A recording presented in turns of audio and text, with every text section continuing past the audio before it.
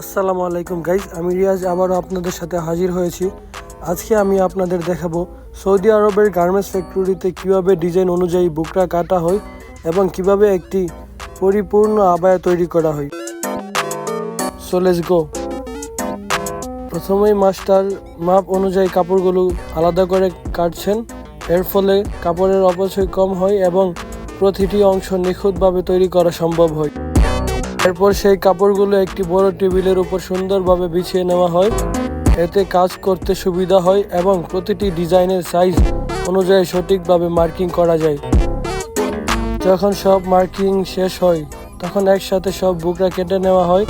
এর পরবর্তী ধাপে কারিগরের হাতে তা তুলে দেওয়া হয়। দেখুন বাহ, কত নিখুঁতভাবে আমাদের কারিগর ভাইয়েরা কাজ করছেন। তাদের প্রতিটা সেলাই, প্রতিটা টান নিখুঁত এবং গোছানো। বিশেষ করে বলতেই হয়, এই কারিগর ভাইরা কিন্তু আমাদের বাংলাদেশ থেকেই এসেছে।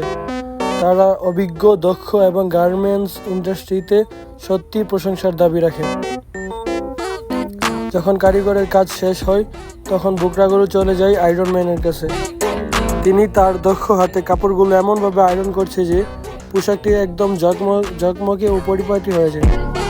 এভাবেই ধাপে ধাপে একটি পরিপূর্ণ স্টাইলিশ ও সুন্দর আবায়া তৈরি হয়। দেখুন, এটা জাস্ট ওয়াও।